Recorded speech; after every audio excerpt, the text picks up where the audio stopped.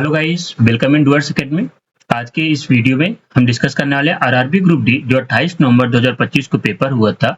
उसमें से साइंस के किस टाइप से क्वेश्चन पूछे थे, उन सभी क्वेश्चनों का यहाँ पे डिटेल एनालिसिस और सोल्यूशन देखेंगे, जिससे आपको आने वाले आगामी जो रेलवे के पेपर उनमें आपको मदद मिल सके। तो चलिए स्टार्ट करते हैं। आज का हमारा पहला क्वेश्चन है, आणविक द्रव्यमान की गणना कैसे की जाती है। अब देखिए यहाँ पे जो आणविक द्रव्यमान है, आणविक द्रव्यमान यानी कि हमारे मॉलिक्यूलर मास, तो मॉलिक्यूलर मास में अणु यानी देखिए जो मॉलिक्यूलर मास हमें कैलकुलेट करना है किसी भी यौगिक, यानी कोई भी जो यौगिक है, कंपाउंड है। फॉर एग्जांपल हमारे पास H2O यानी वाटर है, तो वाटर का मॉलिक्यूलर मास निकालना है तो हमें पहले इन दोनों का मोलर मास मालूम होना चाहिए। तो हाइड्रोजन का जो मोलर मास है वो आप देख सकते हैं यहाँ पे 1 और ऑक्सीजन का मोलर मास 16 है। अब देखिए जो हाइड्रोजन का मोलर मास है वो आपका होता है 1 और इसमें हाइड्रोजन है कितने, 1 सेकेंड, इसमें हाइड्रोजन है कितने 2, तो 2 का 1 का मल्टीप्लाई 2 के साथ प्लस ऑक्सीजन का जो मोलर मास है वो 16 है। तो हमारे पास यहाँ पे जो टोटल मोलर मास हुआ वो 18 यूनिट हुआ। इसकी इकाई को यू बोलते, तो 18 यू आपका टोटल मोलर मास हुआ। अब देखिए ये यहाँ पे अगर ध्यान से देखें तो हमने जो मोलर मास या मॉलिक्यूलर मास या आणविक द्रव्यमान की कैलकुलेशन की है उसमें सभी जितने भी एलिमेंट हैं, जैसे यहाँ पे 2 एलिमेंट हैं, one is hydrogen and other is oxygen, तो दोनों हाइड्रोजन और ऑक्सीजन इन दोनों के द्रव्यमानों को हमने जोड़ दिया है। तो ऑप्शन अब देखते हैं। तो यहाँ पे देखिए जो आणविक द्रव्यमान निकाला जाता है वो अणु में परमाणुओं के सभी परमाणु द्रव्यमानों को जोड़कर निकाला जाता है, तो यानी इसका ए ऑप्शन सही है। आगे चलते हैं नेक्स्ट क्वेश्चन की तरफ। नेक्स्ट क्वेश्चन है, लवण जल से सोडियम हाइड्रोक्साइड तैयार करने के लिए किस प्रक्रिया का उपयोग किया जाता है। अब इस चीज समझिएगा, यहाँ पे कह रहा है कि हमें लवण जल यानी कि हम एक तरीके से ये ध्यान दें कि सॉल्ट प्लस वाटर, यानी इस सोल्यूशन को याद रखिएगा, इसको ब्राइन सोल्यूशन भी बोला जाता है, यानी ब्राइन। तो जल और नमक के जो मिश्रण है उसको ब्राइन सोल्यूशन कहा जाता है। और जब ब्राइन सोल्यूशन को, अब ब्राइन सोल्यूशन में देखिए अगर नमक का फार्मूला होता है NaCl, तो यहाँ नमक का फार्मूला NaCl हो गया, सोडियम क्लोराइड और साथ में वाटर है, तो सोडियम क्लोराइड और वाटर ये पूरा ब्राइन सोल्यूशन बन गया। इस ब्राइन सोल्यूशन में हम इलेक्ट्रोलिसिस करेंगे यानी विद्युत अपघटन। अब विद्युत अपघटन का मतलब क्या हुआ, इस सोल्यूशन पे हमने 2 इलेक्ट्रोड लगाए, वो एक इलेक्ट्रोड को हमने पॉजिटिव टर्मिनल से और दूसरे इलेक्ट्रोड को निगेटिव टर्मिनल से जोड़ दिया। तो जो पॉजिटिव टर्मिनल है इसके तरफ आपके, जो पॉजिटिव टर्मिनल है उसके तरफ आपके निगेटिव एलिमेंट जाएंगे या निगेटिव आयन मूव करेगा और निगेटिव इलेक्ट्रोड्स की तरफ आपका पॉजिटिव मूव करेगा। तो यहाँ पे देखिए जो आपका क्लोरीन है ये एक निगेटिव है और आपका हाइड्रोजन एक पॉजिटिव, तो हाइड्रोजन निगेटिव की तरफ जाएगा और यहाँ से आपका हाइड्रोजन गैस प्रोड्यूस करेगा, क्लोरीन आपका पॉजिटिव की तरफ जाएगा, यहाँ से Cl2। अब एक चीज और बचा, आपका जो सोडियम है ये प्लस आयन हुआ और वाटर आपका जो टूट जाता है तो water H plus and OH minus में टूटा, तो ये H तो हाइड्रोजन निकल गई, साथ में Na के लिए आपका OH माइनस यानी आपका सोडियम हाइड्रोक्साइड बचा। तो सोडियम हाइड्रोक्साइड के बनाने की सबसे जो बेटर मेथड है वो है आप इलेक्ट्रोलिसिस करिए, आप किसका, ब्राइन का। तो यहाँ पे देखिए लिखा है लवण जल का विद्युत अपघटन या इलेक्ट्रोलिसिस ऑफ ब्राइन, ये आपका बी ऑप्शन करेक्ट होगा। चलिए नेक्स्ट क्वेश्चन की तरफ चलते हैं। यहाँ पे एक आयताकार कांच की पट्टी के 2 समानांतर विपरीत फलकों से प्रकाश गुजरने के बाद आपतित किरण और निर्गत किरण के बीच क्या संबंध है। अब एक चीज यहाँ पे ध्यान से देखिए कि जो आयताकार कांच की पट्टी है, अब ये आयताकार कांच की पट्टी यानी एक तरीके से ग्लास स्लैब है। ग्लास स्लैब में जब हम लाइट को फ्लो कराते हैं, या अगर देखो ग्लास स्लैब में परपेंडिकुलर रे इंटर करती है और परपेंडिकुलर नॉर्मल के डायरेक्शन में अगर कोई रे जाती है तो नॉर्मल से अगर कोई लाइट इंटर करेगी तो बिल्कुल सीधे निकल जाएगी, उसमें कोई भी रिफ्लेक्शन नहीं होगा। बट जब लाइट आपकी किसी एंगल पे इंटर करती है तो उस केस में आपकी लाइट रिफ्लेक्ट भी होती और रिफ्रैक्ट भी होती, दोनों होता है। यहाँ पे याद रखिए अपवर्तन भी होता है और परावर्तन, दोनों हमें ग्लास स्लैब के केस में देखने को मिलता है। अब इसी केस में जब आपका याद रखिए हमारी जो लाइट है वो रेयरर मीडियम से डेंसर मीडियम में जाती है तो स्पीड में परिवर्तन होता है, यानी स्पीड, लाइट की स्पीड कम होती है जिसकी वजह से जो लाइट रे है वो नॉर्मल की तरफ मुड़ जाती है। देखिए यहाँ पे आप देख सकते हो, जो ये लाइट पहले सीधी जा रही थी, अब वही मुड़ के नॉर्मल की तरफ आ गई। यानी ये जो हमारा एंगल आर है, इसे हम बोलेंगे रिफ्रैक्टेड एंगल, यानी अपवर्तन जो हमारा एंगल है ये छोटा होगा आपतन कोण के। आई जो हमारा इंसिडेंट एंगल है आपतित कोण से छोटा होगा। साथ में फिर देखिए जब वापस लाइट डेंसर मीडियम से रेयर मीडियम में जाएगी, यानी वापस फिर से बाहर निकल रही है, तो इस केस में फिर से लाइट नॉर्मल से दूर भागेगी और नॉर्मल से दूर भाग के फिर से ये समानांतर हो जाएगी जो इंसिडेंट यानी स्टार्टिंग में जो लाइट आ रही थी आपतित किरण के समानांतर होगी। बस इन ग्लास स्लैब की वजह से वह अपने पाथ से थोड़ा सा डिस्प्लेस हो जाएगी, जिसको बोला जाता है लेटरल डिस्प्लेसमेंट। तो यहाँ पे आपने देखिए कि जो लाइट है वो ग्लास स्लैब उस लाइट को केवल एक तरीके समानांतर विस्थापित कर दिया है। तो इसका जो ऑप्शन होगा, अब ऑप्शन देखिए, पहला ए है निर्गत किरण आपतित किरण की दिशा के समानांतर होती है लेकिन थोड़ी सी साइड की ओर स्थानांतरित हो जाती है, ये बिल्कुल सही है। अब यहाँ पे देखिए अगला, निर्गत किरण आपतित किरण के लंबवत नहीं, गलत है। फिर निर्गत किरण मुख्य अक्ष पर एक बिंदु पर अभिसारित होती है, ये भी देखिए गलत है, आप यहाँ डायग्राम में देख सकते हैं। ठीक है, तो चलिए नेक्स्ट क्वेश्चन की तरफ चलते हैं।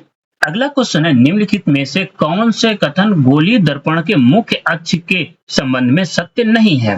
अब एक चीज आप समझिए, जो हमारा गोलीय दर्पण यानी कि स्फेरिकल मिरर होता है, स्फेरिकल मिरर एक ऐसे मिरर को बोलते हैं कि जब हम किसी भी मिरर को एक गोल यानी स्फीयर से कट करके बनाते हैं, तो अगर हम उसकी आउटर साइड को पेंट कर दें तो वो हमारा बनेगा कॉनकेव बनेगा।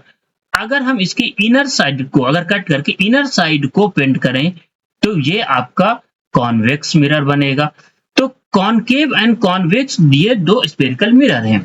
अब इस क्वेश्चन में जो पूछा है कि आपकी वक्रता केंद्र और दर्पण ध्रुव। अब बात देखो, अब मिरर के बारे में ये कुछ टर्म पहले समझ लेते हैं कि ये दर्पण के ध्रुव क्या होता है। जो दर्पण का ध्रुव होता है इसको हम बोलते हैं पोल, और ये दर्पण का जस्ट सेंटर पॉइंट होता है। दूसरी तरफ वक्रता केंद्र हम उस बिंदु को बोलते हैं जिस बिंदु से, यानी हम कहें जिस दर्पण जिस गोलाकार यानी जो इमेजिनरी सर्कल स्फीयर को हम यहाँ पे मानेंगे कि जो हमारा मान लेते हैं ये जो दर्पण है इसका एक इमेजिनरी सर्कल इस तरीके से होगा, तो इमेजिनरी सर्कल का जो सेंटर पॉइंट होगा इसका कहीं ना कहीं सेंटर आएगा, तो उस सेंटर को यानी उस केंद्र को वक्रता केंद्र कहा जाता है। और ये वक्रता केंद्र हमेशा फोकस से डबल पे होता है, यानी यहां से यहां तक की दूरी फोकस यानी पोल से वक्रता केंद्र जिसको शीर्ष रिप्रेजेंट किया जाता है, तो पोल से वक्रता केंद्र की दूरी आपकी वक्रता त्रिज्या कहलाती है, जिसको आर से रिप्रेजेंट करते हैं। और ये भी याद रखिएगा आर इक्वल टू होता है 2 इंटू फोकल लेंथ के, डबल ऑफ फोकल लेंथ। और दूसरा आप वक्रता केंद्र। अब देखिए, अब इसका पहला पॉइंट पढ़ते हैं, ये कह रहा है कि यह गोली दर्पण ध्रुव और वक्रता केंद्र से होकर गुजरने वाली एक काल्पनिक सीधी रेखा है। अब इस चीज को समझिए, गोली दर्पण के ध्रुव यानी देखो, अगर हम यहाँ पे वक्रता केंद्र और ध्रुव यानी पोल से इन दोनों को मिला दें तो यही होती है आपकी प्रिंसिपल एक्सिस, यानी कि आपकी जो मुख्य अक्ष इसको कहा जाता है। ये आपका सही स्टेटमेंट है। और इसके बारे में एक चीज और ध्यान रखिएगा, जो ये प्रिंसिपल एक्सिस है ये पोल पे परपेंडिकुलर होती है, यानी जब ये बिल्कुल पोल पे लंबवत होती है तो उस केस में आपका जो ये रे है वो अगर कोई भी रे परपेंडिकुलर यानी वक्रता केंद्र या पोल वाली प्रिंसिपल एक्सिस के पैरेलल जा रही है, तो इस चीज को देखो पैरेलल जा रही है किसके, प्रिंसिपल एक्सिस से, तो आफ्टर रिफ्लेक्शन के बाद वो फोकस पे मिलेगी। लेकिन यदि वही रे यानी किरण आपकी पोल पे या ध्रुव पे मिलती है तो वो उसी पाथ को वापस चली जाती है। इस चीज को ध्यान रखिएगा कि कोई भी रे अगर आपकी पोल पे आती है, जिस एंगल पे आएगी उसी एंगल से बाहर जाएगी। यानी देखो यहाँ पे इस तरीके से इंक्लाइन है, इससे निकल जाएगी, बट अगर वो रे किसको फॉलो करती हुई आए, मुख्य अक्ष को फॉलो करती आए, तो उसी मुख्य अक्ष के थ्रू वापस भी चली जाएगी। इसका दूसरा पॉइंट क्या, मुख्य अक्ष दर्पण के ध्रुव पर अभिलंबवत है। अब यहाँ पे देख सकते हैं ये हमारा जो दर्पण है, दर्पण का ये पोल है, और इस पोल से अगर टेंजेंट खींचे तो यहाँ पे प्रिंसिपल एक्सिस मुख्य अक्ष और पोल पे बिल्कुल अभिलंबवत होगी, 90 डिग्री कोण पे होंगी। मुख्य अक्ष, तीसरा पॉइंट है, मुख्य अक्ष के समानांतर एक दर्पण किरण दर्पण से परावर्तन के पश्चात दर्पण के वक्रता केंद्र से होकर गुजरती है। क्योंकि मुख्य अक्ष के समानांतर, अगर याद रखिएगा, जो प्रिंसिपल एक्सिस मुख्य अक्ष के समानांतर को रे जा रही है तो आफ्टर रिफ्लेक्शन वो फोकस से जाती है, न कि वक्रता केंद्र से। तो ये आपका पूरी तरीके से जो स्टेटमेंट है गलत है। लेकिन याद रखिए, अगर कोई रे वक्रता केंद्र से जा रही हो तो वक्रता केंद्र से गुजरने वाली रे परावर्तन के बाद उसी रास्ते से वापस आ जाएंगी। इस चीज को याद रखिएगा, वक्रता केंद्र वाली उसी रास्ते को वापस फॉलो करती चली जाती हैं। तो ये हमारा थर्ड पॉइंट गलत हुआ। अब जो फोर्थ है, गोली दर्पण का फोकस उसके मुख्य अक्ष पर नहीं होता। जो गोली दर्पण है, गोली दर्पण की बात करें, यानी कि जो हमारा ये सिलेंड्रिकल ये स्फेरिकल मिरर है, उनमें जो फोकस है मुख्य अक्ष पर नहीं होता। ये पूरी तरीके से गलत, क्योंकि चाहे फोकस हो, वक्रता केंद्र हो, ध्रुव हो, ये सभी मुख्य अक्ष पर ही स्थित होते हैं। चलिए गाइस, नेक्स्ट क्वेश्चन की तरफ चलते हैं। अगला क्वेश्चन है, मरीज के दिल की धड़कन की आवाज छाती से स्टेथोस्कोप के माध्यम से डॉक्टर के कान तक कैसे पहुंचती है? तो जब स्टेथोस्कोप का, अब देखिए बात समझते हैं।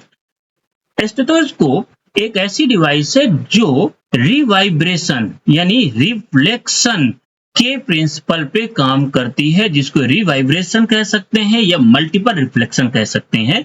अब इसके पीछे भी जो फिजिक्स है वो इस तरीके से कि भाई, अगर जो साउंड है, साउंड का एक नेचर होता है, अगर वो डेंसर से रेयर मीडियम से डेंसर यानी किसी हार्ड सरफेस से जाके लगेगी तो वापस परावर्तित होती है, लाइक अ सिमिलर लाइट रे। तो यहां से मान लो साउंड आपकी प्रोड्यूस हुई, और साउंड यानी आप इस डायग्राम में देख सकते हैं, यह जो नीचे वाला साउंड वाला होता है जिसको बोलते हैं चेस्ट पीस, ये साउंड को पिक करता है, क्योंकि यहाँ पर एक पतली सी मेम्ब्रेन लगी होती है। उस मेम्ब्रेन के थ्रू हार्ट बीट साउंड अंदर इंटर करता है और इसके बाद रिवाइब्रेट होते हुए इस पाइप से हमारे कानों तक इसकी आवाज पहुंचती है। यानी इसको ये भी कह सकते हैं मल्टीपल रिफ्लेक्शन के थ्रू, यानी कई बार साउंड अंदर रिफ्लेक्ट होगा, देन हमारे कानों तक वो पहुंचेगी। एक चीज और याद रखिएगा, इसका जो मटेरियल होता है वो इस टाइप का मटेरियल बनाया जाता है कि जो एनर्जी को लॉस ना करे, या बहुत अगर करे भी तो बहुत ही माइनर एनर्जी को लॉस करे, जिससे डॉक्टर को उसकी जो साउंड है वो प्रॉपर विजिबल हो सके। तो अब ऑप्शन देखते हैं हम। यहाँ पे देखिए, जैसे ए ऑप्शन है, बिना परिवर्तन के प्रत्यक्ष संचरण द्वारा, गलत है। ध्वनि तरंगों के अपवर्तन द्वारा, ये भी गलत है। विद्युत संकेतों, यहाँ पे कोई ऐसी डिवाइस है नहीं, ना तो कोई सेल लगते इसमें, ना ही कोई हमें चार्जिंग ऐसे कोई जरूरत होती, तो कोई भी तरीके से विद्युत का यहाँ पे यूज नहीं होता है। डी ऑप्शन में देखें तो ध्वनि के बहुपरावर्तन यानी कॉन्टिन्यूअस साउंड का जो रिफ्लेक्शन है या मल्टीपल रिफ्लेक्शन प्रिंसिपल पर वर्क करता है। चलिए नेक्स्ट क्वेश्चन की तरफ चलते हैं। अब नेक्स्ट क्वेश्चन है, निम्नलिखित में से कौन सा कथन सही ढंग से वर्णन करता है कि दो बिंदुओं के बीच विभवांतर की गणना कैसे की जाती है? अब देखिए, विभवांतर के बारे में समझते हैं। मान लेते हैं किसी भी चार्ज के उसमें, मान लेते यहाँ पे हमारा कोई एक चार्ज है, इस चार्ज के रिस्पेक्ट में किसी इलेक्ट्रिक फील्ड में हम लेकर आए, तो जब हम किसी इलेक्ट्रिक फील्ड में अनंत से लेकर आते हैं किसी पॉइंट तक, तो उसके द्वारा किया गया कार्य आपका विभव यानी वोल्टेज कहलाता है। अब यहाँ पे विभवान देखो, वोल्टेज इनफाइनाइट से किसी चार्ज को आप लेकर आते हो किसी पॉइंट तक, तो वो आपका पोटेंशियल यानी विभव कहलाता है। जबकि एक प्लेस से दूसरे प्लेस यानी किसी इलेक्ट्रिक फील्ड पे आप किसी प्लेस ए से किसी प्लेस बी तक चार्ज को यानी यूनिट चार्ज को ले जाने पर किया गया कार्य विभवांतर होता है। यानी यह दो प्लेसेस के बीच का अंतर है, विभव का अंतर, विभव धन अंतर विभवांतर, यानी ए टू बी हम जा रहे हैं और इन ए से बी तक जाने पे विभव में कितना चेंजेस हो रहा है, वही हमारे विभवांतर। और ये किस पे मेजर किया जाता है? यूनिट चार्ज पे। तो इसका मतलब यहाँ पे जो आपका विभवांतर का चेंज इन वोल्टेज का जो फार्मूला बनेगा, क्या बनेगा? वर्क और डिवाइड बाई आवेश यानी क्यू। तो यानी किया गया कार्य बटे आवेश, इसका सही फार्मूला होता है। तो यहाँ पर आप देख सकते हैं, ये लिखा कि एक कूलाम आवेश को ले जाने में किया गया कार्य, यानी एक कूलाम आवेश यानी जितना कार्य हुआ है उससे आप किसको, चार्ज को डिवाइड कर दीजिए, तो आपका क्या आ जाएगा? 1 जो 1 कूलम यानी 1 कूलम द्वारा किया गया वर्क, और जो विभवांतर है इसकी भी यूनिट आपकी वोल्टेज होती है। इस चीज को भी याद रखिए, चाहे पोटेंशियल हो उसकी भी यूनिट वोल्टेज, और विभवांतर की भी यूनिट वोल्टेज होती है। तो इसका सी ऑप्शन करेक्ट है। किया गया कार्य डिवाइड बाई आवेश। चलिएगा नेक्स्ट क्वेश्चन की ओर चलते हैं। नेक्स्ट क्वेश्चन है, जिस प्रकार न्यूटन का संबंध भार से है उसी प्रकार किसका संबंध दाब से है। अब देखिए समझिएगा, ये साइंस में एक तरीके से पेयरिंग जैसे वर्ड बनाने का प्रयास किया है।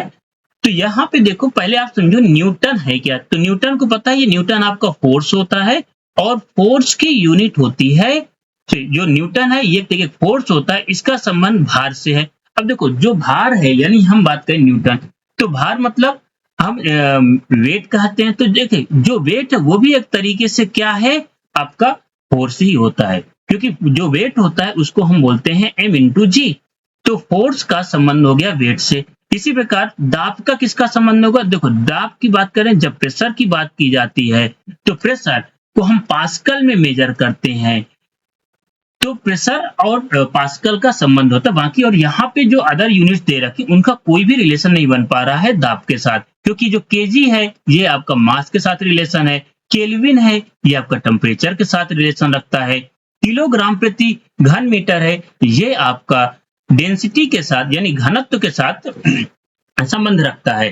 तो इनमें से जितने भी ऑप्शन है वो प्रेशर से कोई भी रिलेशन नहीं है, केवल आपका पास्कल है जो दाब यानी प्रेशर के साथ संबंध रखता है। इसका डी ऑप्शन करेक्ट होगा।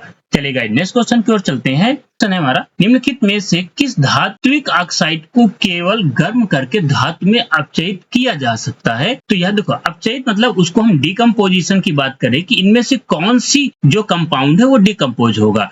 अब एक चीज समझिएगा, डिकम्पोज यानी अपचयन की बात हो रही है, और अपचयन में यानी वो इजिली ब्रेक हो जाए। अब उनमें से देखिए, ये सभी पहले कंपाउंड को देख लेते हैं। Iron oxide, iron oxide FeO या Fe2O3 ये दो बनते हैं फेरस ऑक्साइड और फेरिक ऑक्साइड होता है। मरकरी ऑक्साइड HgO एंड आपका मैग्नीज ऑक्साइड MgO, साथ में जिंक ऑक्साइड ZnO, ये आपके मेटल ऑक्साइड है। अब इनमें से देखिए, जो ऑक्सीजन यानी हम गर्म करके जिस उस कंपाउंड को इजिली ब्रेक करेंगे जो लेस रिएक्टिव होगा, क्योंकि मोर रिएक्टिव को जैसे हम ऑक्साइड के साथ या हीट करेंगे तो ऑक्सीजन के साथ तुरंत रिएक्शन करेगा, जिसकी वजह से रिएक्शन अगर अब उसकी रिएक्टिविटी ज्यादा है तो वो फ्री बहुत ही कम स्टेबल रह पाएगा।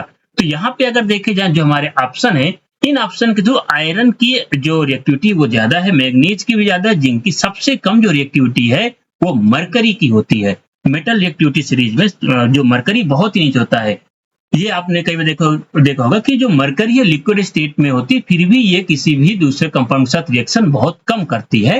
इस वजह से जो मरकरी ऑक्साइड होगा, मरकरी ऑक्साइड को हम हीट करके तुरंत उसको मरकरी और ऑक्सीजन में ब्रेक डाउन कर सकते हैं। यहाँ पे देख सकते हैं HgO को जैसे हमने हीट किया तो मरकरी और ऑक्सीजन में ब्रेक हो गई। तो इसका जो करेक्ट ऑप्शन होगा वो बी होगा। नेक्स्ट क्वेश्चन की तरफ चलते हैं। नेक्स्ट क्वेश्चन है, जब ठोस लेड नाइट्रेट को गर्म किया जाता है। देखिए यहाँ पे क्या कह रहा है, जो ठोस लेड नाइट्रेट को गर्म किया जाता है तो एक पीला अवशिष्ट लेड ऑक्साइड रह जाता है और दो गैसें निकलती हैं, एक लाल भूरे रंग की होती है, दूसरी दहन में सहायक होती है। कौन सी गैसें निकलती हैं। अब आपको पता, लेड नाइट्रेट का फार्मूला PbNO3 का होल ट्वाइस होता है, जिसको जैसे हम लेड नाइट्रेट को गर्म करेंगे तो गर्म करने पे पहले ये देखो, एक्चुअल में जैसे जब भी हम नाइट्रेट को गर्म करते हैं तो कई बार क्या होता है कि नाइट्रेट अदर जो मेटल है उनके साथ मेटल प्लस नाइट्रेट कंपाउंड बन जाते हैं, या हम वाटर के डर। बट यहाँ पे जब लेड नाइट्रेट के साथ इसको हीट किया जाता है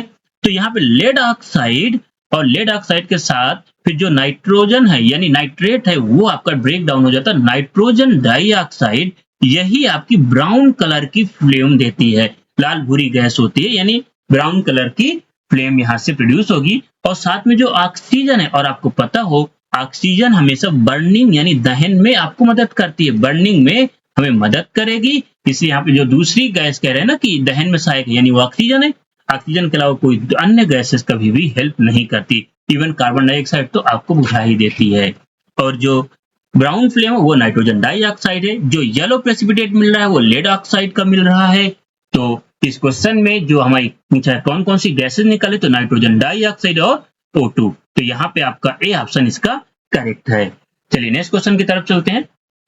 अगला क्वेश्चन है, निम्नलिखित में से कौन सा विभज्योतक प्ररोहों और मूलों के सिरों पर लंबाई में वृद्धि के लिए उत्तरदायी है?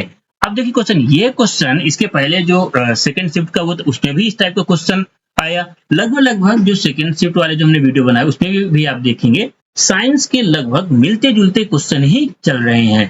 तो इससे आप ये अनुमान लगाए कि भाई जब भी जो क्वेश्चन होंगे, अगर उसके बाद जो नेक्स्ट वहां पे क्वेश्चन होंगे या जो मॉर्निंग शिफ्ट के क्वेश्चन है वो इवनिंग में, तो उनका कहीं ना कहीं सेम पैटर्न या अप्रोक्सीमेटली सेम क्वेश्चन ही वो रखता है, ज्यादा उनमें वेरिएशन नहीं होते या उनका जो लेवल है लगभग इक्वल ही रखता है।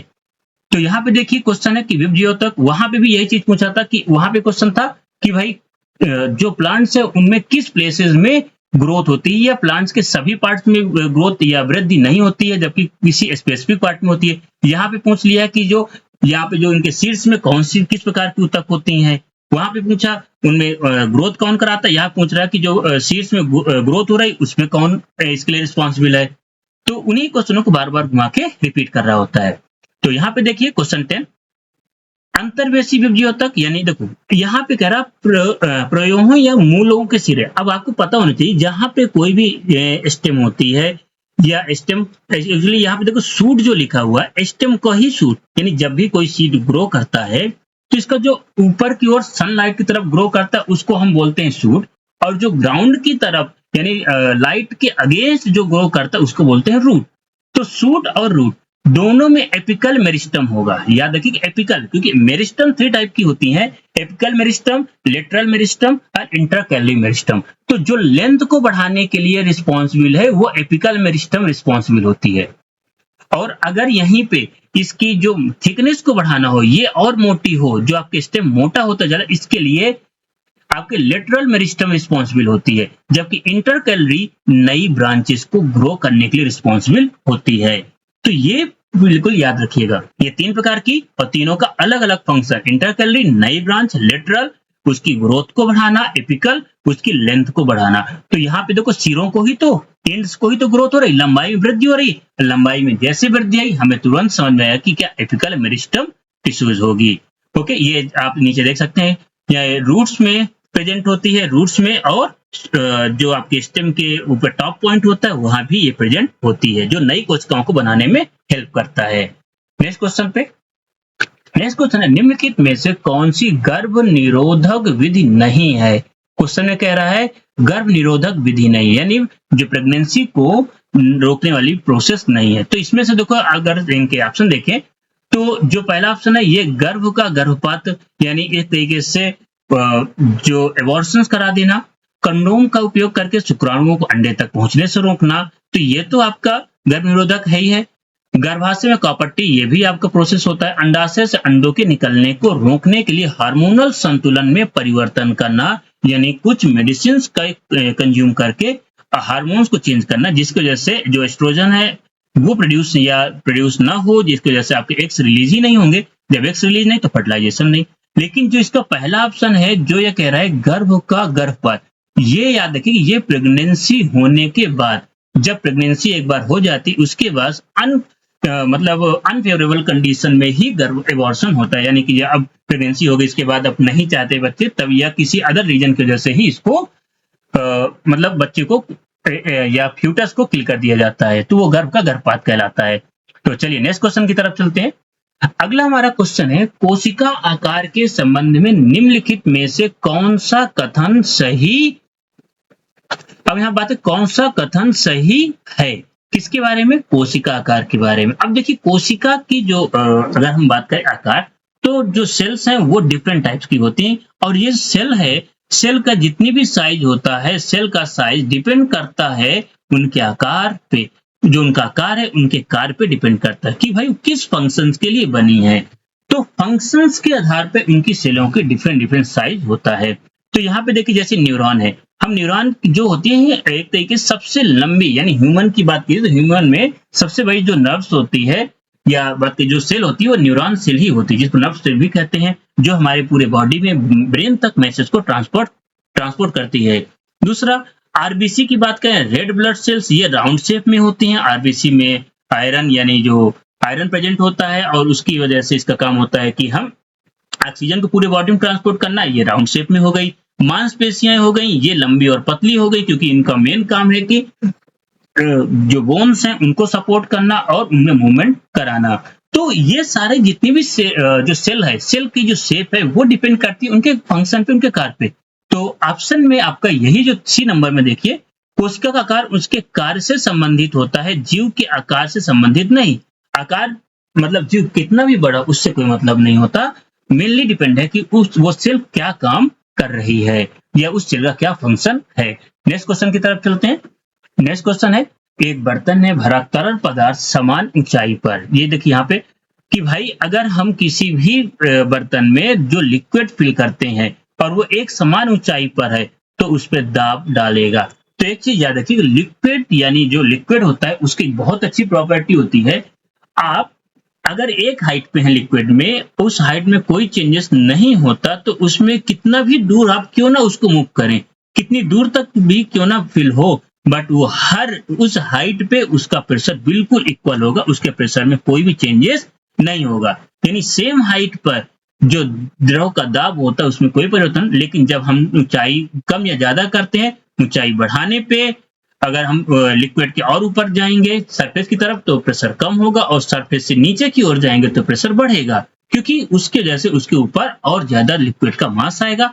तो ये इस चीज के लिए याद रखिएगा कि एक ही ऊंचाई पर, क्वेश्चन सीधे बोल दिया है समान ऊंचाई पर हमें जाना, तो समान ऊंचाई पर आपका जो दाब होगा वो बिल्कुल एक समान होगा, उसमें कोई भी परिवर्तन नहीं होगा, पूरा एक समान दाब होगा और नीचे जाने पे कम होगा। तो इसमें एक चीज याद रखिएगा, मान लीजिए हम किसी लिक्विड पे जैसे जैसे ऊंचाई पे जाएंगे, मान लीजिए एच ऊंचाई पर हम जा रहे हैं तो उस पे जो दाब बढ़ता है वो P equal to rho g h, जहां पे रो आपका है वो आपकी डेंसिटी घनत्व होता है, जी आपका गुरुत्वाकर्षण बल, एच और हाइट है कि भाई आप एच हाइट तक ऊपर गए जिसकी वजह से इतना और प्रेशर चेंज होगा। चलिए नेक्स्ट क्वेश्चन की तरफ चलते हैं। अच्छा एक चीज याद रखिएगा, जो ये लॉ है इसी को पास्कल लॉ या फ्लूइड प्रेशर कॉन्सेप्ट के नाम पे भी जानते हैं, पास्कल लॉ से जाना जाता है। तो चलिए नेक्स्ट क्वेश्चन की तरफ। अगला क्वेश्चन है, किसी वस्तु की प्रारंभिक और अंतिम स्थिति के बीच की सबसे छोटी दूरी को कहा जाता है। अब याद रखिए, देखो प्रारंभिक और अंतिम, यानी मान लेते ये आपका यहाँ से स्टार्ट कर रहे हैं ए से और ये बी से, तो ए और बी से आप कई सारे रास्तों से जा सकते हो, लॉट ऑफ वे है वहां तक पहुंचने के, बट जो सबसे छोटा रास्ता होता है उसको हम, यानी बिल्कुल आप ऐसे मान के चलिए कि आप रोड पे चल रहे हो, सामने कुछ भी है उनको हटाते हुए जा रहे हो, यानी सबसे छोटा बिल्कुल स्ट्रेट पाथ पे जाएंगे और ये कहलाता है डिस्प्लेसमेंट यानी विस्थापन। बाकी सारी जितने भी रास्ते वो डिस्टेंस के होते हैं और डिस्प्लेसमेंट सबसे छोटा रास्ता होता है। तो इसका ऑप्शन ए होगा विस्थापन, जो सीधी रेखा पे हम तय करते हैं। एक और ये भी जानकारी याद रखिएगा, जो विस्थापन है यानी कि ये शॉर्टेस्ट पाथ की लंबाई होती है, और विस्थापन यदि डिस्टेंस, विस्थापन डिस्प्लेसमेंट और दूरी डिस्टेंस एक ही दिशा पे हो, उनमें कोई भी डायरेक्शन में परिवर्तन नहीं होता, उस केस में विस्थापन और दूरी दोनों बराबर होती हैं। जब तक डायरेक्शन में परिवर्तन नहीं होता तब तक विस्थापन और दूरी दोनों इक्वल होंगी, समान होंगी। और साथ में ये भी याद रखिए, जो आपका विस्थापन है ये आपका वेक्टर क्वांटिटी है, जो दूरी है ये आपकी स्केलर क्वांटिटी है यानी अदिश राशि है। दूरी हमारी अदिश राशि, विस्थापन हमारी सदिश राशि है, तो इस चीज का भी ध्यान रखिएगा। और इसके बाद दो और बचे हैं, चाल। चाल आपकी प्रति इकाई समय पे चली गई दूरी, त्वरण, जो वेग है, वेग में परिवर्तन की दर त्वरण कहलाती है। चलिए नेक्स्ट क्वेश्चन की तरफ चलते हैं। अगला क्वेश्चन है, मधुमक्खी के समान नाम को उसके वैज्ञानिक नाम से सम्मिलित कीजिए। अब देखिए ये कई बार जो साइंटिफिक नेम पूछता है तो साइंटिफिक नेम मोस्टली आपको याद ही करना पड़ेगा, इसमें ऐसे कोई चीज नहीं। जी कई सारे जानवरों को, जैसे आपका मैंगो कई बार पूछ लेता है, ह्यूमन का पूछ लेता है, तो इस तरीके से बहुत सारे कुछ आपके जो नेम है वो आपको याद रखना पड़ेगा। तो यहाँ पे आप देख सकते हैं जो भारतीय मधुमक्खी है, तो भारतीय मधुमक्खी को एपिस सेराना इंडिका के नाम से जाना जाता है। भारत एक ही याद रखिए कि मोस्टली जितने भी इंडियन एनिमल्स होते हैं उनमें आपको कहीं ना कहीं इंडिका वर्ड ज्यादातर देखने को मिलता है। तो साइल मधुमक्खी एपिस डार्सेटा, एपिस डोर्सेटा भी कहा जाता है। दूसरा है लिटिल मधुमक्खी जिसको एपिस फ्लोरिया और इटालियन मधुमक्खी एपिस मेलिफेरा के नाम से जानी जाती है। ये इनके क्या है वैज्ञानिक नाम, तो इनको आप कहीं पे लिख के भी रख लीजिए जिससे आपको ये या स्क्रीनशॉट ले लीजिए जिससे आपको आगे इसको एक बार फिर से रिवाइज कर सकें। तो इन सब के अकॉर्डिंग आपका जो बी ऑप्शन है ये बी मैचिंग प्रॉपर हो रही है कि भारतीय मधुमक्खी हो गई, ये आपकी इंडिका हो गई, और शैल मधुमक्खी ये आपका एपिस डर्सेटा हो गई, फिर लिटिल मधुमक्खी हो गई आपकी एपिस फ्लोरिया, ये आपके और नीचे है, और पहले का जो आपका डी है, डी का आपका ए हो गया। तो ये आपका करेक्ट मैच हुआ। चलिए गाइस नेक्स्ट क्वेश्चन की तरफ चलते हैं। अगला है पुष्पी पौधों में कायिक प्रवर्धन। अब इसको बोला कायिक प्रवर्धन को बोला जाता है वेजिटेटिव प्रोपोगेशन। अब वेजिटेटिव प्रोपोगेशन एक प्रेजेंट टाइम में एडवांस टेक्नोलॉजी है, या जो हम डायरेक्ट बीज से पेड़ को न ग्रो करा के उसके स्टेम या उसकी लीफ या उसकी रूट्स को कट करके उससे नए प्लांट्स का ग्रो कराना वेजिटेटिव प्रोपोगेशन कायिक प्रवर्धन कहलाता है, जिसमें हम नए पेड़ को, क्योंकि देखो जब सीड से हम किसी प्लांट को तैयार करते हैं, बीज बोते हैं, फिर उसको तैयार होने में ज्यादा टाइम लगता है और एक लंबे मतलब उस पे 2 से 3 साल या कई बार 10 से 15 साल के बाद कहीं फल आने को मिलता है या फल उनमें आता है। लेकिन जब वेजिटेटिव प्रोपोगेशन के थ्रू प्लांट्स के डिफरेंट कलम बनाई जाती है या प्लांट्स लगाए जाते हैं, उस केस में जो हमारा फल है तो वो 2 से 3 साल के अंदर आ जाता है। या कई बार आपने देखा भी होगा कि जो नर्सरी होती है वहां पर कलम में ही फल देखने को मिल जाते हैं।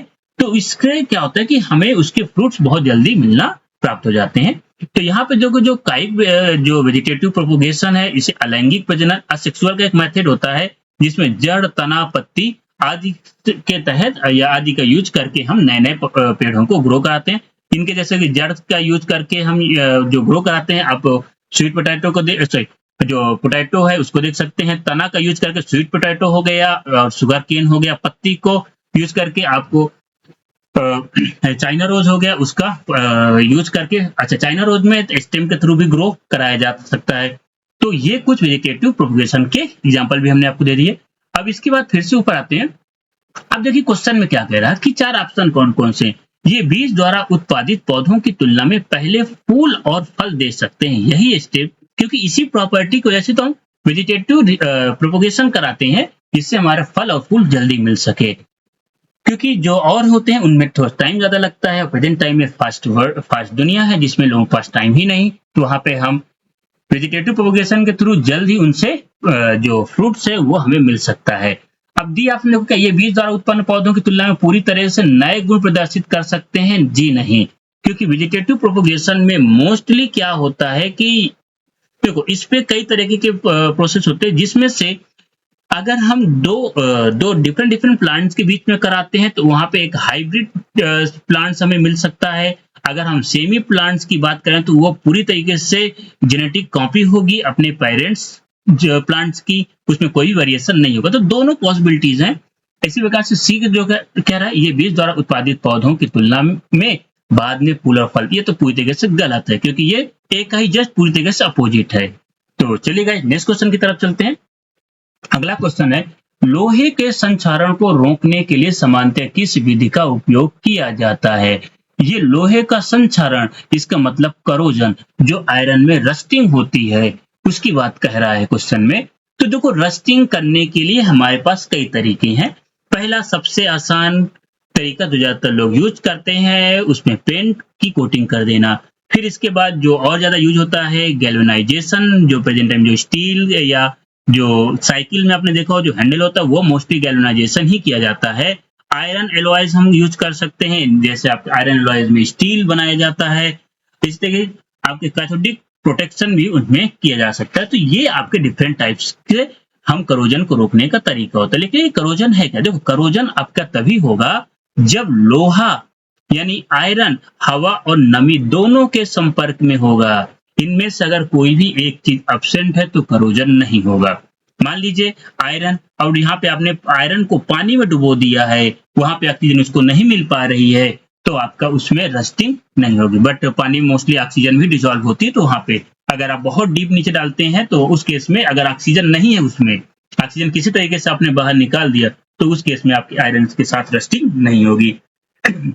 वहीं दूसरा, अगर आयरन में ऑक्सीजन तो है लेकिन बस वहां पे वाटर मॉइस्चर नहीं होगा, जैसे एयर में, ड्राई एयर में रख दीजिए तो वहां भी आयरन में रस्टिंग नहीं होती है, इसलिए आयरन में रस्टिंग होने के लिए हमें दोनों चीज चाहिए, ऑक्सीजन और वाटर। यानी अब तो रस्टिंग से बचाने के लिए अब हमें यही चीज, या तो हम ऑक्सीजन को रोक दें, ऑक्सीजन कांटेक्ट में ना आए, ऑक्सीजन कांटेक्ट में आएगा तो नहीं करोजन होगा, या हम वाटर को रोक दें, वाटर से कांटेक्ट में ना आए तो भी करोजन नहीं होगा। इन्हीं में से किसी को एक को यूज कर या एक को उसको रोक कर करोजन को रोका जा सकता है।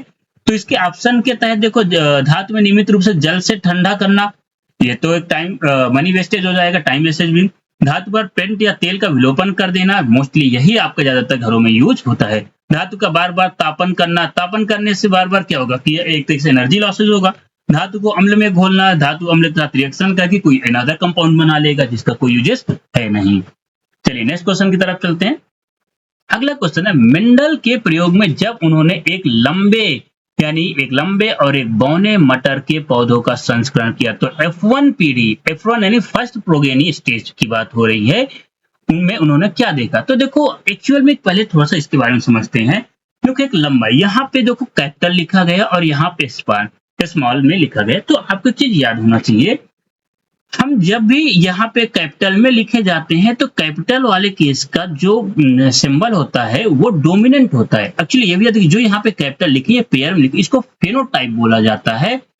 तो ये जीनोटाइप, नॉट फेनोटाइप, ये जीनोटाइप हुआ, यानी उसकी जीन के बारे में हो रही है, और वो पेड़ लंबा है, लंबा पौधा, ये आपका फेनोटाइप यानी उसका फिजिकल जो वेरिएंस की फिजिकली वो किस तरीके से दिखेगा उसकी बात हो रही है। तो ये फेनोटाइप, और टीटी ये जीनोटाइप हुआ, और ये स्मॉल टीटी ये भी उसका जीन हुआ जीनोटाइप, और बौना पौधा ये फेनोटाइप हुआ। अब देखिए, जो स्मॉल लेटर पे लिखा जाता है वो हमेशा रिसेसिव प्रॉपर्टी होती है, रिसेसिव, और जो कैपिटल टी में लिखी जाती है वो डोमिनेंट होती है। अब ये भी ध्यान रखिए, जो डोमिनेंट प्रॉपर्टी, उस प्रॉपर्टी को कहते हैं कि अगर वो प्रॉपर्टी में से कोई सिंगल प्रेजेंट हो या दोनों जीन्स हो तो वो प्रॉपर्टी विजिबल होगी। अगर इनमें से रिसेसिव प्रॉपर्टी, उनमें से वो रिसेसिव प्रॉपर्टी तभी आपकी शो होगी जब वो दोनों पेयर आपके सेम होंगे। अगर उनमें से कोई भी एक, मान लीजिए कैपिटल टी स्मॉल टी हो गया, तो ये स्मॉल टी डोमिनेंट वाली शो होगी, रिसेसिव वाली नहीं। प्रेजेंट तो है बट वो विजिबल नहीं होगी।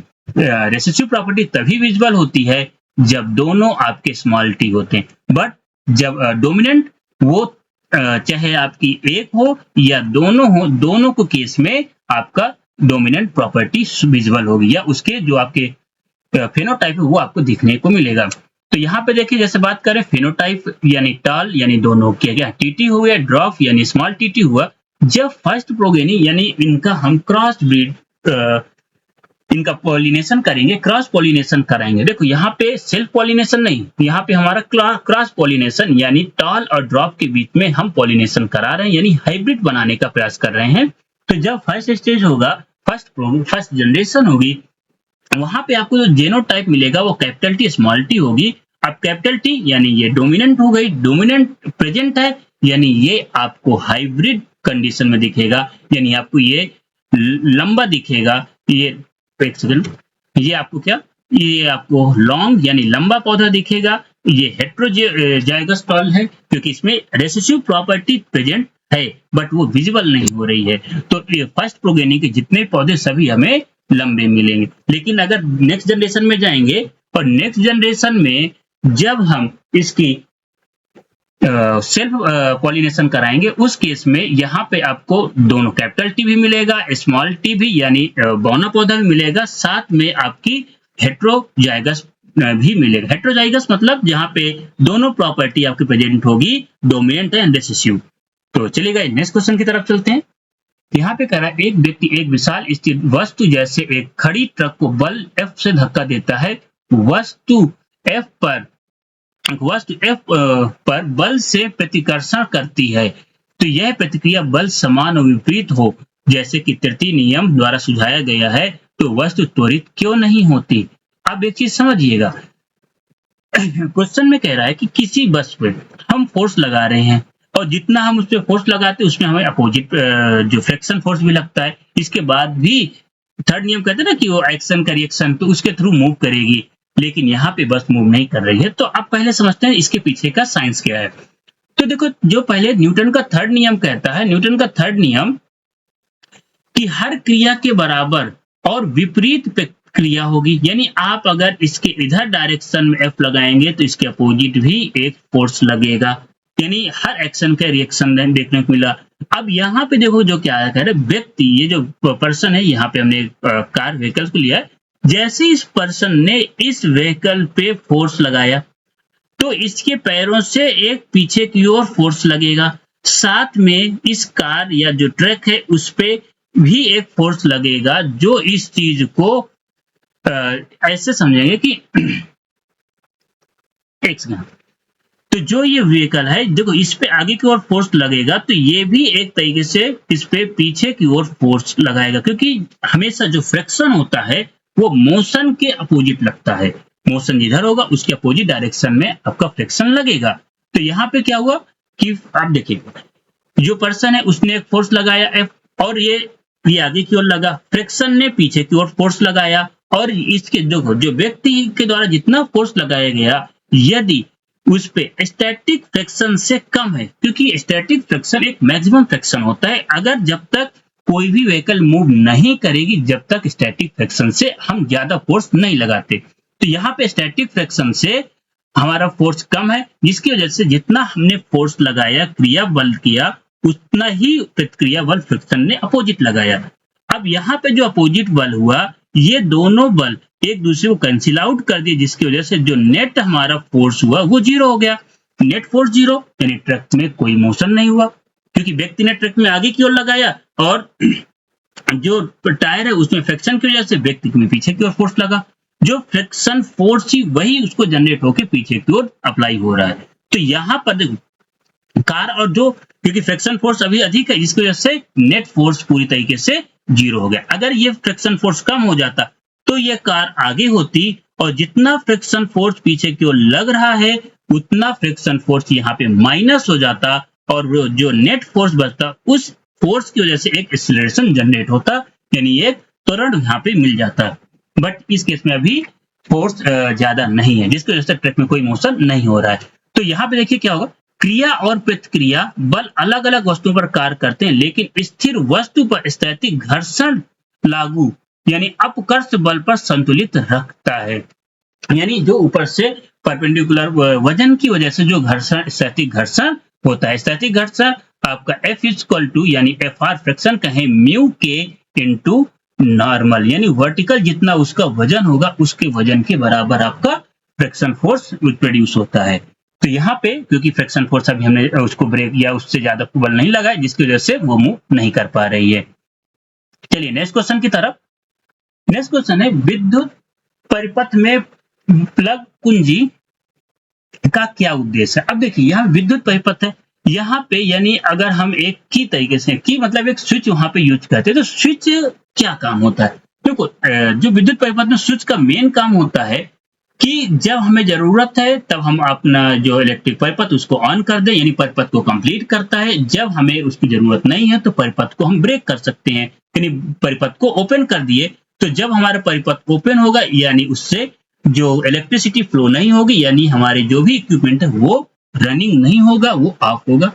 और जब हमने स्विच ऑन कर दिया यानी हमारा परिपथ कंप्लीट हो जाएगा, और जो भी बल्ब है, मोटर है, वो बल्ब ग्लो करेगा या मोटर ऑन हो जाएगा। यानी स्विच का मेन काम है सर्किट को ब्रेक करना, फिर से उसको जोड़ना जब जरूरत हो, यानी टेम्परेरी उस पर ब्रेक कर देना। तो यहाँ पे देखो क्या हो, यह परिपथ को जोड़ने और वियोजित करने में मदद करता है, परिपथ को कंप्लीट करना फिर से उसे ब्रेक करने में हेल्प करता है। चलिए नेक्स्ट क्वेश्चन की तरफ चलते हैं। निम्नलिखित में से कौन सी धातु जल के साथ अत्यधिक तीव्रता से अभिक्रिया करती है। अब इस चीज को याद रखिएगा कि जो मेटल्स होते हैं वो वाटर के साथ रिएक्शन करते हैं, बट सभी जो मेटल हैं उनकी जो क्रिया है यानी अभिक्रिया करने की दर एक जैसे नहीं होती। कुछ मेटल बहुत तेजी से रिएक्शन करते हैं, कुछ मेटल बहुत धीरे धीरे रिएक्शन करते हैं। जैसे आप आयरन को डालेंगे तो आयरन की रिएक्टिविटी कम है, आयरन से कम। अगर आप गोल्ड को भी डालें या कॉपर को डालें उसकी रिएक्टिविटी और कम आयरन से। आपकी सिल्वर की डालें कॉपर से कम, गोल्ड की उससे भी कम। तो ये जैसे गोल्ड है वो बहुत कम या बहुत ही स्लो या एक लॉन्ग टाइम ड्यूरेशन में रिएक्शन हो पाएगी, जबकि कुछ ऐसे भी मेटल हैं जो बहुत ही फास्ट रिएक्शन करते हैं। फास्ट रिएक्शन वाले मोस्टली अर्थ मेटल होते हैं। अर्थ एल्काइली मेटल और एल्काइली मेटल, ये दो टाइप, यानी आपका फर्स्ट ग्रुप वाले जो मेटल हैं, फर्स्ट ग्रुप और सेकेंड ग्रुप के मेटल को, फर्स्ट ग्रुप के आप नाम जैसे सोडियम हो गया, पोटेशियम हो गया, ये फर्स्ट ग्रुप वाले हो गए। और सेकेंड ग्रुप कैल्शियम हो गया, मैग्नीशियम हो गया, ये सेकेंड ग्रुप के हो गए। इनको अर्थ मेटल भी बोला जाता है। तो इनकी रिएक्टिविटी बहुत ज्यादा है। बाकी ये ग्रुप डी के हैं, ग्रुप डी के जो एलिमेंट्स होते हैं उनकी रिएक्टिविटी कम। ये एस ग्रुप के एलिमेंट है, इनकी रिएक्टिविटी ज्यादा। अब इसके ऑप्शन से बात देखें तो ऑप्शन आपको तुरंत आई होप समझ में आ गया होगा कि यहाँ पे सोडियम है। सोडियम ये बहुत फास्ट रिएक्शन करेगा। ये कुछ इस तरीके, जैसे ही सोडियम वाटर के कांटेक्ट में आता है तुरंत रिएक्शन करके सोडियम हाइड्रोक्साइड और साथ में हाइड्रोजन गैस प्रोड्यूस करता है। इसके साथ ये भी याद रखिएगा कि जो सोडियम है इसको हम स्टोर करते हैं केरोसिन में। सोडियम हो गया, पोटेशियम, क्योंकि बहुत ज्यादा रिएक्टिव है, रिएक्टिविटी ज्यादा होने की वजह से इनको सोडियम केरोसिन में स्टोर करते हैं। तो इसका ऑप्शन डी करेक्ट होगा। और बाकी जिंक हो गया, लोहा, सीसा, ऑलरेडी थोड़ा सा इनकी रिएक्टिविटी कम होती है। इनसे सबसे ज्यादा कम गोल्ड, सिल्वर, प्लेटिनम, इनकी और बहुत कम होती है। तो चलिए नेक्स्ट क्वेश्चन की ओर चलते हैं। नेक्स्ट क्वेश्चन है, कोलाइडी कण द्वारा पृथक होते हैं। अब ये कोलाइडी कण कैसे पृथक होते हैं इनके बारे में समझते हैं। तो पहले देखो, क्वथन यानी ऐसे चीज को पहले बॉयल करना, फिर उसको पुनः क्रिस्टलन करना, क्रिस्टलाइजेशन और निस्पंदन। तो यहाँ पे देखो कोलाइडल कण के सेल जो पार्टिकल्स होते हैं वो तो बड़े साइज के होते हैं। और बड़े साइज के केस में एक सबसे अच्छा हमारा सेंट्रीफ्यूगल। इस केस में क्या होता है, अगर हम किसी चीज को राउंड राउंड राउंड इस तरीके से घुमाएं, यानी गोल पाथ में घुमाएं, तो यहाँ पे एक फोर्स लगेगा, सेंट्रीफ्यूगल फोर्स। याद रखिएगा, सेंट्रीफ्यूगल फोर्स जो उसको हमेशा बाहर की ओर फेंकने का प्रयास करेगा। जब हम किसी भी ऑब्जेक्ट को सर्कुलर में घूमते तो जो बड़े पार्टिकल्स हैं, जो बड़े अणु हैं, वो हमेशा दूर की ओर भागेंगे। जो छोटे पार्टिकल्स होंगे उनमें आपका सेंट्रीफ्यूगल फोर्स कम होगा, वो सेंटर की तरफ होते हैं। जिसकी वजह से जो कोलाइडल सॉल्यूशन में जो आपका विलेन होता है, जो पार्टिकल्स होते हैं, उनका साइज बड़ा होने की वजह से हम ऐसे सॉल्यूशन को सेंट्रीफ्यूगल यानी अपकेंद्रण विधि से आसानी से सेपरेट कर सकते हैं। इसका बेस्ट एग्जांपल है, जैसे आप जो मिल्क है, मिल्क को हम सेंट्रीफ्यूगल प्रोसेस के थ्रू इसकी फैट को उससे अलग करते हैं। जो कई बार ब्लड से प्लाज्मा को अलग करना है तो भी हम इसी सेंट्रीफ्यूगल प्रोसेस को ही, या कई बार आपने देखा होगा प्लेटलेट्स के लिए, तो प्लेटलेट भी ये सेंट्रीफ्यूगल प्रोसेस के थ्रू ही अलग किया जाता है। चलिए गाइस नेक्स्ट क्वेश्चन की तरफ चलते हैं।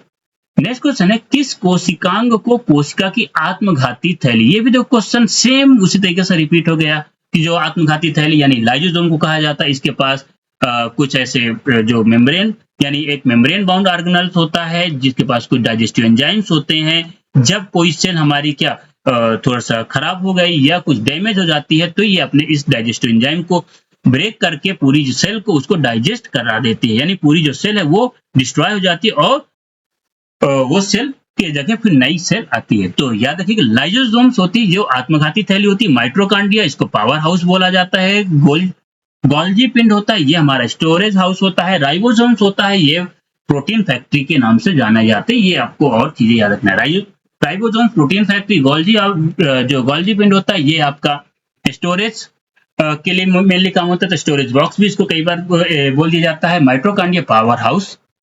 तो चलिए गाइस नेक्स्ट क्वेश्चन की तरफ चलते हैं। किसी बल द्वारा किया गया कार्य धनात्मक तब कहा जाता है जब, अब देखिए जो बल है वो धनात्मक कब होगा, तो बल इक्वल टू आपको पता है force into S for distance है, यानी विस्थापन इंटू कॉस थीटा। यह हम कहें force equal to force dot product of displacement, यानी विस्थापन। तो डॉट प्रोडक्ट होता है, यानी एक दो टाइम जो वेक्टर में दो टाइप के मल्टीप्लीकेशन होते हैं, एक डॉट प्रोडक्ट और एक क्रॉस प्रोडक्ट। तो वर्क आपका डॉट प्रोडक्ट होता है, यानी वर्क आपका एक तरीके से अदिश राशि है। ओके, अब देखो जब हमारा विस्थापन और फोर्स एक ही दिशा में है, विस्थापन और बल एक ही दिशा में है, तो हमारा कार्य पॉजिटिव होगा। लेकिन जब यही विस्थापन और बल अलग अपोजिट दिशा में हो, विस्थापन और बल अलग अलग दिशा में हो जाए, तो यहाँ पे हमारा जो वर्क होगा वो निगेटिव होगा। और ये भी याद रखिएगा जब बल परपेंडिकुलर होता है डिस्प्लेसमेंट के यानी विस्थापन के, तो उस केस में हमारा वर्क 0 हो जाता है। मान लीजिए आप एक बैग को सिर में रख के या बैग को सिर में रख के कितने भी किलोमीटर आप आगे पीछे जाइए, उस समय गुरुत्वाकर्षण के द्वारा आप पे किया गया कार्य जीरो होगा, क्योंकि यहाँ पे बल आपके मोशन के परपेंडिकुलर लग रहा है। तो यहाँ पे वर्क क्या होगा, परपेंडिकुलर की स्थिति में जीरो, अपोजिट डायरेक्शन निगेटिव और सेम डायरेक्शन पॉजिटिव। तो क्वेश्चन में यही पूछ रहा है कब आपका धनात्मक है, यानी बल का अवयव यानी जो फोर्स का फैक्टर है वो विस्थापन की दिशा में ही हो, यानी बल और विस्थापन एक ही दिशा में हो तो आप उसके द्वारा लगाया गया बल आपका धनात्मक होगा। नेक्स्ट क्वेश्चन, वायुमंडल के उच्च स्तर पर निम्नलिखित में से कौन पृथ्वी की सतह को पराबैंगनी विकिरण से परिरक्षित करता है। अब याद रखिए पराबैंगनी किरण यानी अल्ट्रावायलेट रेज, और या जिसको यूवी रेज बोले, तो यूवी रेज से तो आपको सीधे पता है कि ये क्या है, ओजोन लेयर है। ओजोन यानी O3 सिंबल से रिप्रेजेंट किया जाता है। यस कहाँ प्रेजेंट होती है भी जान लो, समताप मंडल स्ट्रेटोस्फीयर में पाई जाती है, और इसमें ऑक्सीजन के 3 एटम्स मिलकर बनते हैं। ये हानिकारक जो अल्ट्रावायलेट रेज को रोकती है। अच्छा, अल्ट्रावायलेट जो रेज अगर अर्थ तक आ जाए तो इससे प्रॉब्लम क्या है, अगर यूवी रेज हमारी स्किन में आती तो स्किन कैंसर होने के चांसेस हो जाते हैं, आंखों की समस्या हो सकती है, डीएनए डैमेज हो जाता है, डीएनए को भी हमें प्रोटेक्ट करती है। यानी एक तरीके से ये हमें इनविजिबल लेयर के रूप में हमारे एटमॉस्फेयर में प्रेजेंट है, जो ऑलवेज हमें प्रोटेक्ट कर रही होती है। अच्छा, कई बार कुछ होते हैं ऐसी गैसें जो इस ओजोन लेयर को डिस्ट्रॉय करती है, जैसे इसमें क्लोरोफ्लोरोकार्बन जो एसी से प्रोड्यूस होती है, उसकी वजह से ओजोन बहुत ज्यादा डिप्लीट होती है। और डिप्लीट होने का मतलब हो जो O3 है, ये क्लोरोफ्लोरोकार्बन या अदर गैसेस की वजह से O3 को O2 में कन्वर्ट कर देती है, यानी और यदि यही ओजोन लगातार बहुत स्पीड से कन्वर्ट हो तो हमारी जो लेयर है उसकी थिकनेस कम होती चली जाती है, जिसकी वजह से कई बार देखा भी गया कि जो पोलर रीजन पे है वहां पे ओजोन की डिप्लेशन बहुत कम हो गई थी, यानी जो इसकी मोटाई बिल्कुल कम हो गई, जिसकी वजह से अब ओजोन लेयर को प्रोटेक्ट करने के लिए बहुत ज्यादा प्रयास गवर्नमेंट कर रही, सरकार कर रही, जिसकी वजह से कि और ये इस लेयर में या प्रोटेक्शन हो सके। तो चलिए गाइस, आज की इस वीडियो में बस इतना ही। इसी तरीके से हम आप लोगों के लिए वीडियो लाते रहेंगे। आप हमारे चैनल को सब्सक्राइब करिए, लाइक करिए, अपने दोस्तों के साथ भी शेयर करिए। Okay, thank you for watching, thank you.